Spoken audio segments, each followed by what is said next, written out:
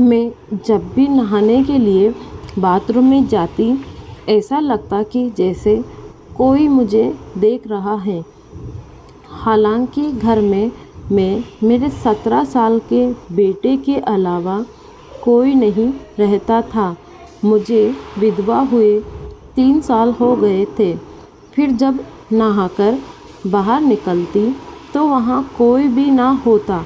बेटा भी अपने कमरे में पड़ रहा होता। एक दिन मैंने वैसे ही बाथरूम का दरवाज़ा बंद किया और कमरे में चली गई।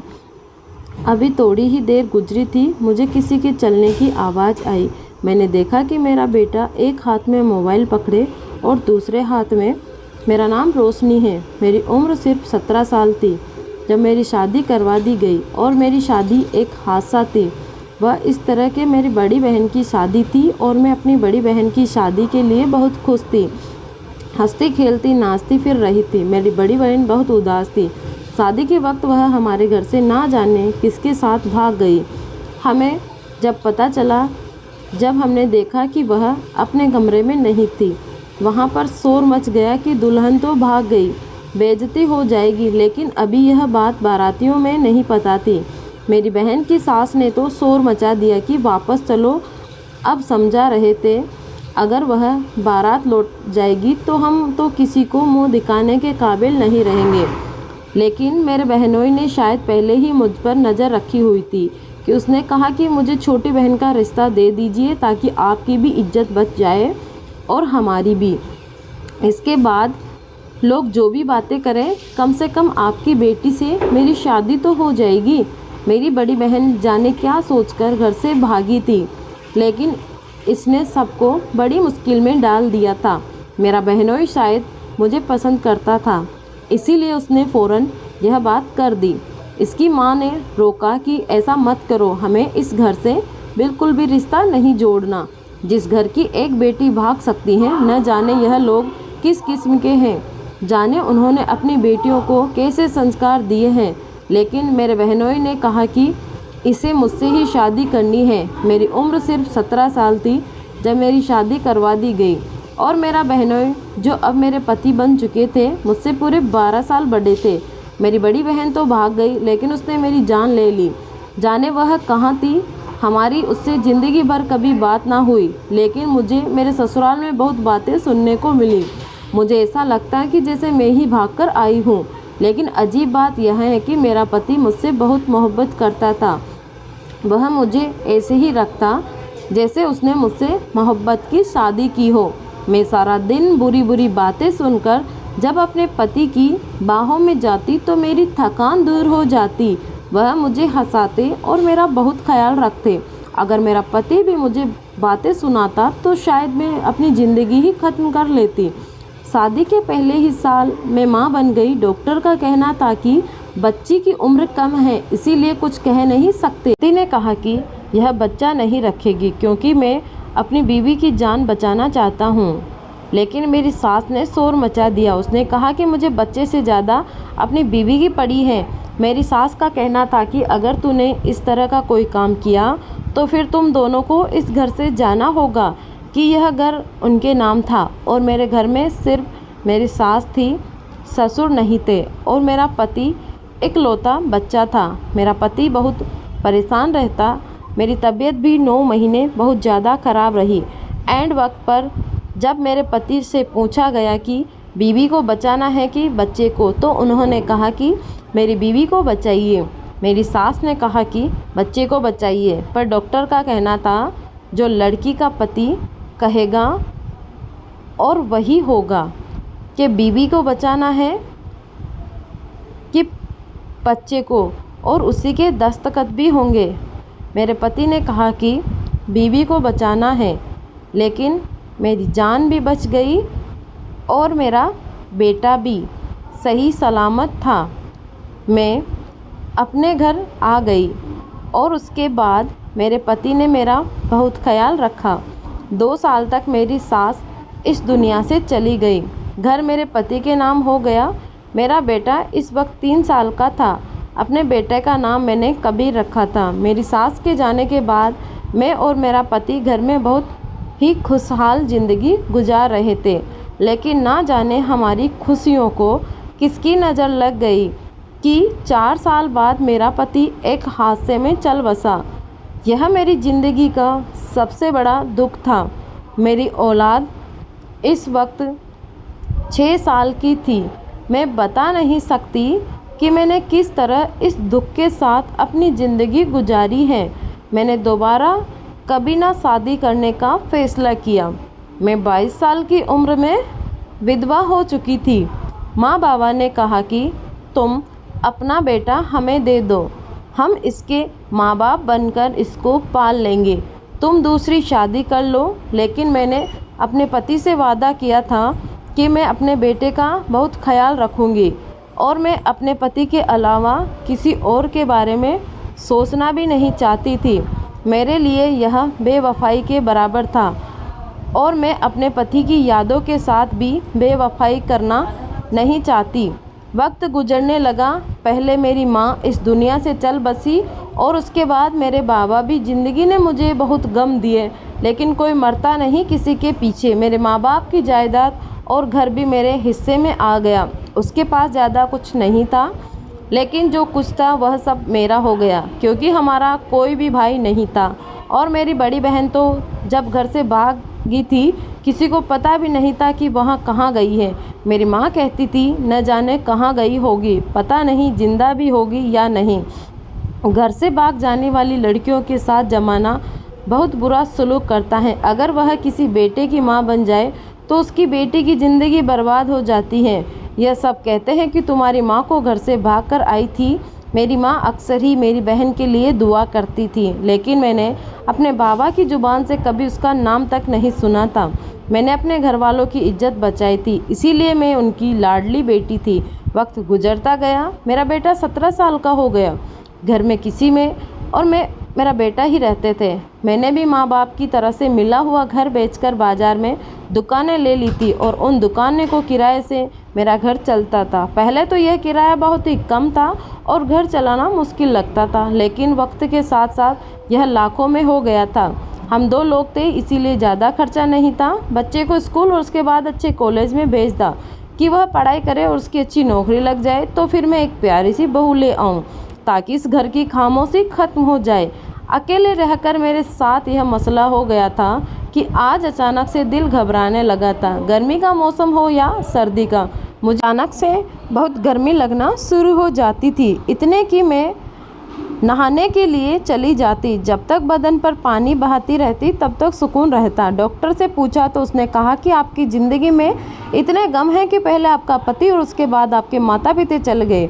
सारी ज़िंदगी बिना हम सफ़र के रही। जब इंसान को कोई बीमारी नहीं होती लेकिन टेंशन होती है तो उस टेंशन को अच्छे तरीके से जी लेता है और दुनिया समझती है कि बड़ा मजबूत इंसान है। लेकिन वह टेंशन लेना कोई आसान काम नहीं होता और वह बाद में इस तरह किसी न किसी अजीबोगरीब बीमारी की सूरत में अपनी मौजूदगी का एहसास दिलाती है।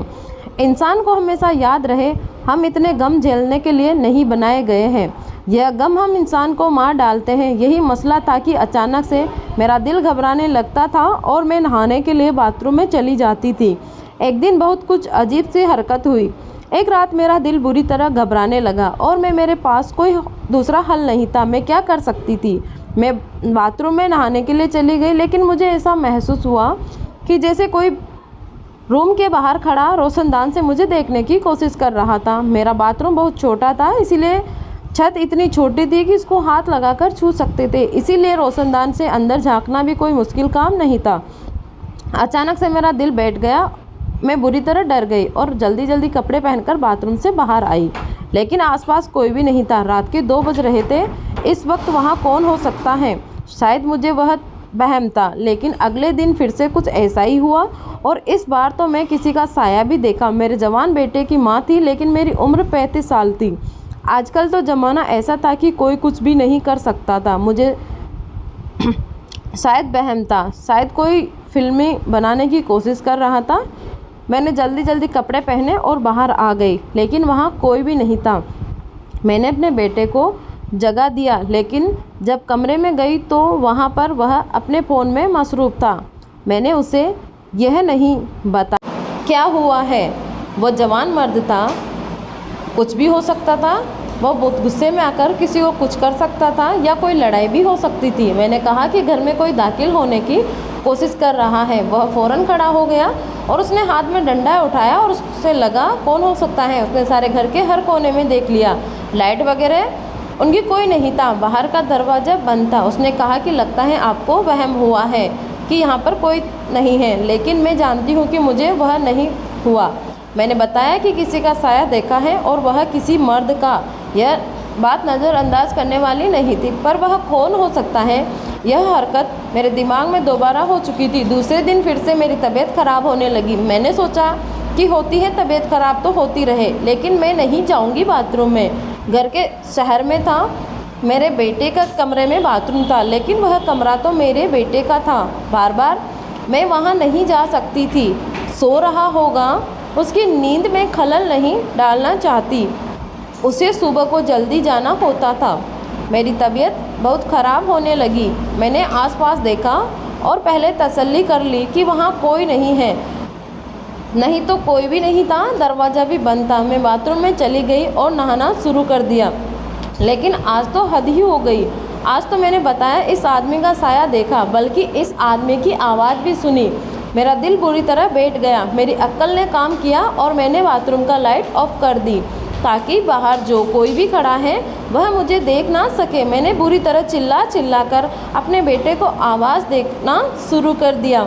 मेरा बेटा जब बाहर आया तो मैंने उससे कहा, तुम ज़रूर नींद से जागे हुए होंगे, लेकिन मुझे लगता है कि घर में कोई है। वह नींद से जागा हुआ नहीं लग रहा था, वह जाग रहा था। मैंने फिर से सारा घर देखा, लेकिन घर में कोई भी नहीं था। और उसने मुझे बिठाया और कहा कि आप सारा दिन परेशान रहती हैं, क्या सोचती रहती हैं, लेकिन किसी बात की टेंशन है आपको। मैंने कहा कि मुझे वह नहीं हो रहा है। मेरे बेटे ने कहा कि घर में कोई नहीं है। मेरा बेटा इस बात पर यकीन नहीं कर रहा था। वह यह समझ रहा था कि मैं किसी टेंशन में हूँ, इसीलिए मुझे इस तरह के वहम हो रहे हैं। अगले दिन मैंने सोच लिया कि मुझे क्या करना है। बाथरूम के सामने कुछ मिट्टी फेंकी और इस मिट्टी के ऊपर पानी फेंक दिया, और इस तरह कि कोई वहाँ पर खड़ा हो तो उसके पैरों के निशान बन जाए। मैं रात के वक्त उठी और नॉर्मल तरीके से चली गई। चलती हुई बाथरूम में आ गई। थोड़ी देर बाद मुझे किसी की हल्की आवाज़ आई। मैं नहा नहीं रही थी, बल्कि चुपचाप खड़ी थी। मैंने अचानक से दरवाजे की कुंडी खोल दी। जो भी आदमी खड़ा है वहाँ से भाग जाए, क्योंकि फ़िलहाल मुझे सिर्फ इतना जानना था कि मेरा वहम था या कोई वाकई बाहर कोई मौजूद था। मैं बाहर निकलकर आई, वहाँ कोई नहीं था। अंधेरे में कुछ नज़र नहीं आ रहा था। मैं कमरे से टॉर्च लेकर आई और जिस जगह पर रोशनी डाली वहाँ पर मैंने मिट्टी फेंकी थी। वह देखकर मेरे कदमों तले से ज़मीन निकल गई, क्योंकि वहाँ पर पैरों के निशान मौजूद थे। इसका मतलब मुझे कोई वहम नहीं था, बल्कि मेरे घर में कोई। यह महसूस करके तो मेरा दिल बैठ गया कि कौन हो सकता है, कौन कर रहा है यह सब। मेरी तो किसी के साथ दुश्मनी भी नहीं थी। सुबह हुई तो मैंने इस जगह को गौर से देखा। जैसे रोशनी हुई मैं इस तरह भागकर आई। मैंने कदमों के साथ देख लिया। यह पाँव शायद वही लग रहा था जो शायद मेरे बेटे का होगा। मेरे बेटे की उम्र का ही था। परेशान तो बहुत हुई थी, लेकिन क्या कर सकती थी, मुझे क्या करना चाहिए था, मुझे कुछ समझ में नहीं आ रहा था। मैंने सोच लिया कि इस बात पर मैं नहीं जाऊंगी, लेकिन कब तक न जाती। यह मेरा घर था। मैं अपने घर में ही डरी हुई रहने लगी थी, और अगर वह मेरे घर में आ जाता था तो कुछ भी कर सकता था, मेरे बेटे को भी नुकसान पहुंचा सकता था।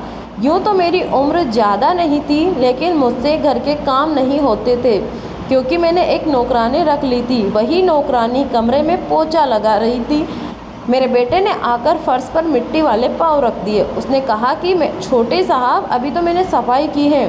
मेरे बेटे ने हंसकर कहा, अच्छा नहीं करता, और वहाँ से गुजर गया। जब जूते के निशान साफ कर रही थी तो मेरे कदमों तले से ज़मीन निकल गई।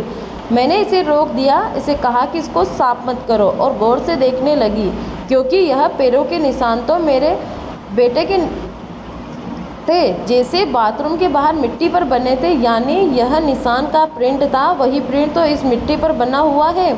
यह प्रिंट तो मेरे बेटे के जूतों का भी हो सकता है। क्या यह ज़्यादा इत्तेफाक नहीं था? मेरे घर आने वाले चोर और मेरे बेटे ने बिल्कुल एक जैसे जूते पहने थे। तो क्या यह मेरा बेटा था? अचानक से मेरी तबीयत खराब हुई, मेरा सर चकराने लगा। नौकरानी ने मेरा हाथ पकड़कर मुझे बिठाया और मेरे बेटे को आवाज़ दी कि जल्दी आइए, अपनी माँ को कुछ हो रहा है। मेरा बेटा भागा भागा आया, मुझे करीब के क्लिनिक पर ले गया। डॉक्टर ने कहा कि आप बहुत कमज़ोर हैं, आप किसी की किस्म की परेशानी से दूर रहे, दिमाग पर दबाव ना डालें। वापस आते हुए कुछ अजीब हुआ। जब हम रिश्ते में बैठने लगे, मैंने एक औरत को देखा जिसने अपने आप को काली चादर में लपेटा हुआ था। वह एक कमरे की आड़ से मुझे देख रही थी, यानी कि मुझे एहसास हुआ कि मैं उसको जानती हूँ, कि जैसे वह मेरी कुछ लगती है, लेकिन मेरा तो इस दुनिया में कोई भी नहीं था। फिर ऐसा कैसे हो सकता था? मेरे बेटे ने मुझे देख लिया और कहा, घर चले, आप अपनी तबीयत खराब है, आपको आराम की ज़रूरत है। मेरा बेटा मेरी कितनी फ़िक्र कर रहा था, इतनी घटिया हरकत कैसे कर सकता था? उसे इस तरह की हरकत करके क्या मिलता था? वही तो मेरा इकलौता रिश्ता था, मेरा बेटा, मेरा मान, मेरा सब कुछ वही तो था। वह तो मेरा ख्याल रखता था, रखवाला था। जब सब कुछ अपनी आंखों से देखा तो फिर गलती की गुंजाइश कहाँ थी? समझ नहीं आ रहा था कि यह सब क्या हो रहा है।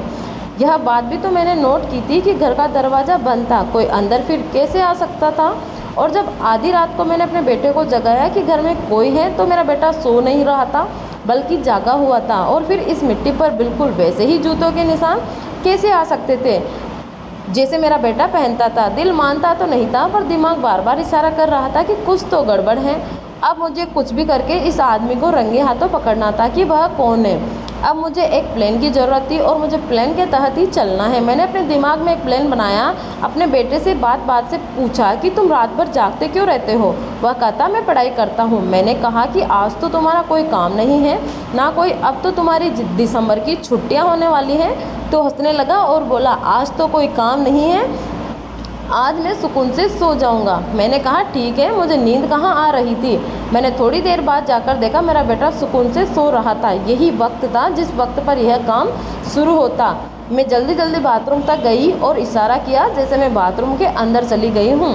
बाथरूम का दरवाज़ा भी ज़ोर से बंद कर दिया और अंदर जाकर पानी की टंकी भी खोल दी, जिससे उसे लगे कि मैं नहा रही हूँ। लेकिन मैं बाथरूम में नहीं थी, बल्कि किचन में खड़ी थी, जहाँ से बाथरूम का हिस्सा साफ नज़र आता था। मेरे हाथों में डंडा भी था, मैंने वहीं पर बैठी थी। अभी 2 पल ही गुजरे थे कि मेरी आंखों ने कुछ ऐसा देखा कि मेरी सांस फूलने लग गई। एक लड़का इस तरफ बढ़ रहा था। कम रोशनी की वजह से उसका चेहरा दिखा नहीं दे रहा था, लेकिन वह बिल्कुल मेरे बेटे के जैसा था। उसके पैरों में जूते और कपड़े भी वैसे मेरे बेटे के जैसे। इसका मतलब यह है कि वह मेरा बेटा था। उसके हाथ में फ़ोन था और वह रोशनदान तक हाथ ऊंचा करके वीडियो बनाने की कोशिश कर रहा था। वह अपने काम में बहुत मग्न था। वैसे भी जब इंसान फ़ोन में लगा होता है तो दुनिया के बारे में भूल ही जाता है। मैं फ़ौरन इस तरह बढ़ी और डंडे से इस पर वार किया। मेरा निशाना सही जगह पर लग गया। वह आदमी वहीं गिर गया। मैंने फ़ौरन शोर मचा दिया और फिर मेरी आंखों ने कुछ देखा। मेरी आंखों ने देखा कि मेरा बेटा अपने कमरे से भागकर आया और आते ही पूछने लगा, क्या हुआ? मैं बता नहीं पाई कि क्या हुआ, क्योंकि मुझे तो कुछ समझ ही नहीं आ रहा था। लेकिन मेरा बेटा सारे हालात को समझ गया कि मेरी माँ ने किसी चोर को पकड़ लिया है जो घर में चोरी करने आया था। मेरे बेटे ने मेरे हाथ से डंडा पकड़ा और उस चोर को भी गिरबान से पकड़ा। उसे घसीटता हुआ मेरा बेटा बरामदे तक ले आया। लेकिन जब इसके सर से टोपी हटी तो मेरा बेटा बैठ गया। मेरा दिल बैठ गया, क्योंकि यह कोई मर्द नहीं बल्कि यह एक औरत थी। और वह कौन थी मैं अच्छी तरह से जानती थी। वह मेरी बड़ी बहन थी, जो मेरे जैसे कपड़े पहनकर, किसी के जूते पहनकर और मेरे घर में दाखिल हुई थी और मेरी गलत वीडियो बनाना चाहती थी। लेकिन मेरी बहन ऐसा क्यों कर रही थी? मैं अपनी बहन को इतने साल बाद देखकर कभी उदास ना होती। मेरे दिल में जितने भी शिकवे थे, लेकिन शायद मैं इसे माफ़ कर देती। लेकिन इसे इस तरह देखकर मेरा दिल बुरी तरह तड़प उठा। मैं उसे कई साल बाद अपनी बड़ी बहन को देख रही थी। इस बहन को जिसको मैंने हमेशा से प्यार किया था। बचपन में इसके साथ खेलती थी, अपने दिल की बातें किया करती थी। आज इसको अपने खिलाफ एक नफरत वाली हरकत करते हुए मैंने इसे रंगे हाथों पकड़ा था। वह यह सब क्यों करना चाहती थी? मेरा बेटा इसको नहीं जानता था। मेरा बेटा उस पर हाथ उठा देता। मैंने अपने बेटे को रोका और कहा कि यह तुम्हारी मौसी है। वह हैरान रह गया कि जिस औरत को दिन मैंने काली चादर में देखा, शायद वह मेरी बहन थी जो इस दिन की मुझ पर नज़र रख रही थी। उसकी हालत बहुत बुरी थी और वह बहुत कमज़ोर लग रही थी, हालांकि वह मुझसे सिर्फ 4 साल बड़ी थी।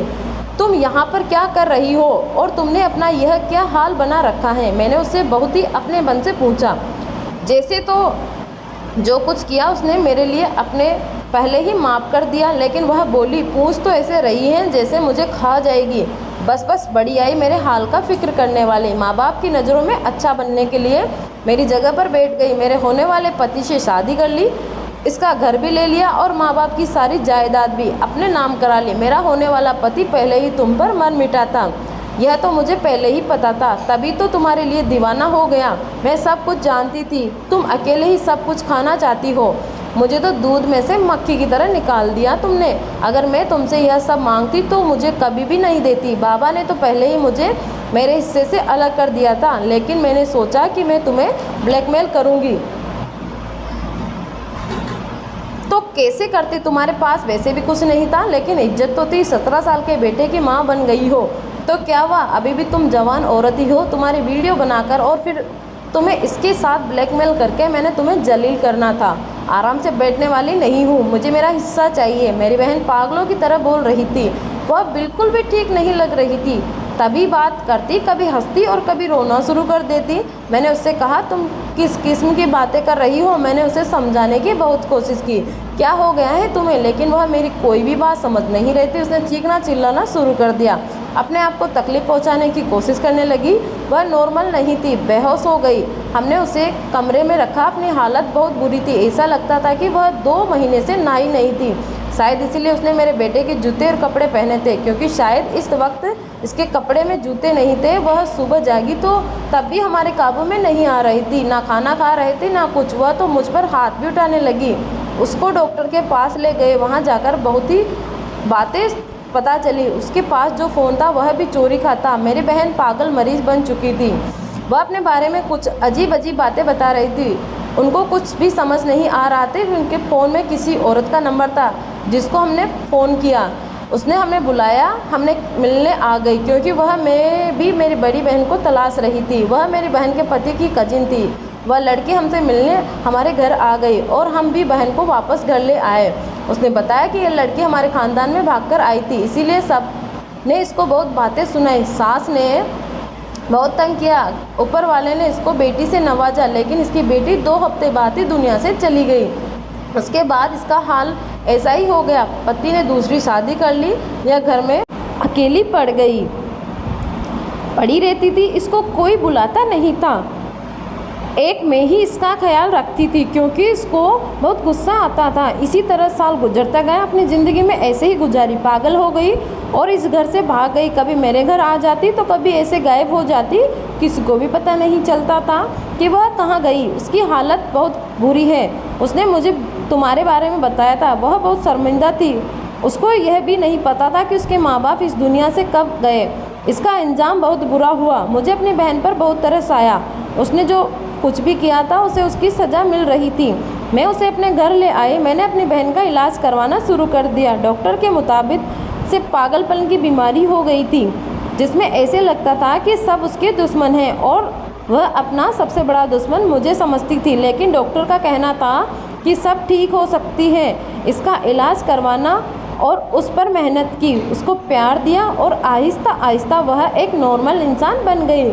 मुझसे माफ़ी मांगी, मुझे अपने सारे दुख बताए। अब मैं और मेरी बहन एक साथ रहते हैं। मेरी बहन वापस मिल गई, इसीलिए मुझे इस बात की खुशी है, क्योंकि वह मेरे ख़ानदान का हिस्सा है। घर से भागकर उसने बहुत बड़ी गलती की। इसको उसकी गलती की सज़ा मिल गई थी। इसीलिए सभी लड़कियों से गुजारिश है कि जो घर से भाग जाती हैं वह अपने माँ बाप के बारे में नहीं सोचती हैं और किसी गैर आदमी के लिए अपने माँ बाप को छोड़ देती हैं। यह उनका क्या हर्ष करते हैं, यह तो आपने देख ही लिया होगा। धन्यवाद दोस्तों।